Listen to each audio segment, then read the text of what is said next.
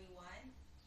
So my topic is all about, as you can see in the pictures, it's all about inequality.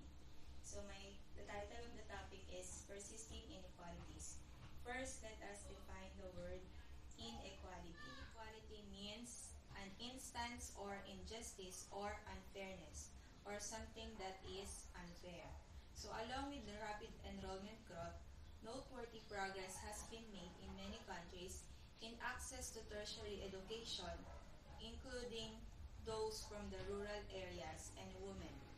In Latin America, the share of the students from the lowest third of income distribution is 11% in Peru, 6% in Chile, and 18% in Uruguay. That is according to Garcia Guadilla, 1998. So what are the reasons behind this? We have the determinants in equality. The first one is family income. Family income is the major determinants of tertiary education, but depending on the country, other factors may contribute to equal access and outcomes. Families with high income are the ones who have the higher chance or opportunity for free tertiary education. In several Asian countries such as Bangladesh, Sri Lanka, and Thailand, children from poorer families have limited access to high-quality primary and secondary education in public sector.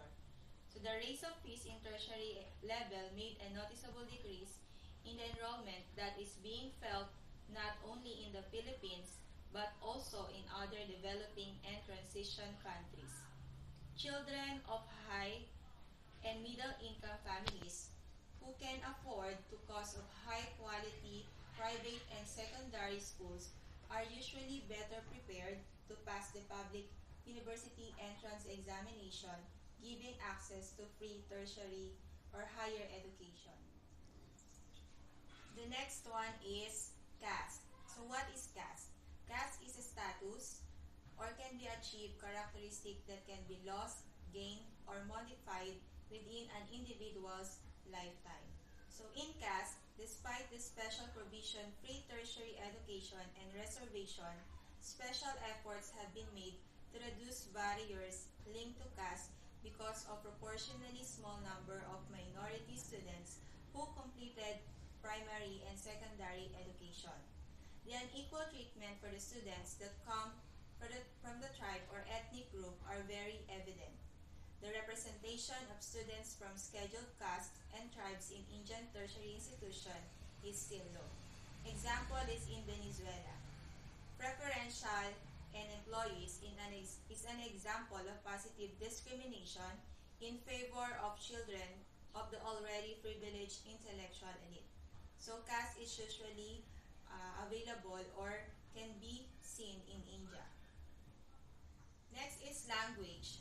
Language contributes to social inequality in countries where tertiary education is conducted in a language different from that of primary and secondary education. In Sri Lanka and Tanzania, English is the language of tertiary instruction, but French is used in their everyday living. It is also an obstacle in multicultural societies. In Guatemala, 90% of the population does not speak Spanish, the language instruction at home. Next one is disability. Disability is an often neglected and marginalized factor associated with the inequalities of education. So a broad and overarching term that encompasses physical, mental, emotional, and spiritual disadvantage.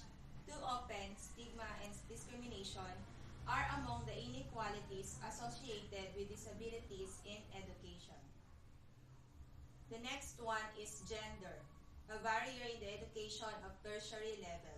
Gender differences in tertiary enrollment in some of the countries are very visible. Gender differences in tertiary are particularly marked in the Arab world, in some countries of sub-Saharan Africa, and in South Asia.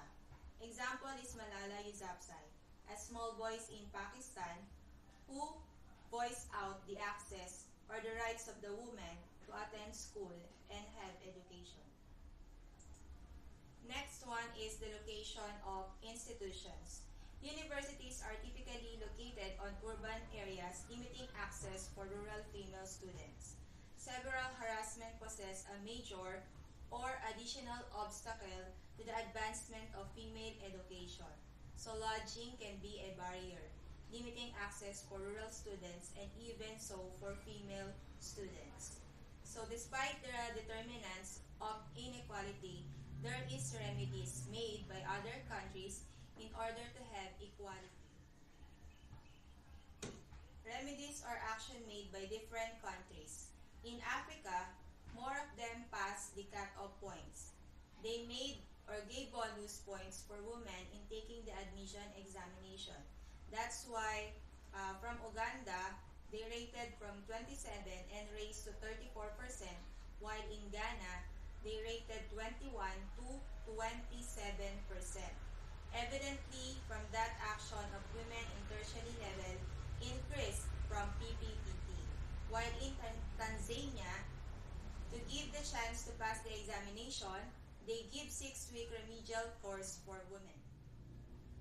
Inequalities in education of tertiary level is a problem even nowadays. But countries can do positive action to eradicate the problem or decrease, if not to completely solve it. Thank you for listening. That's all.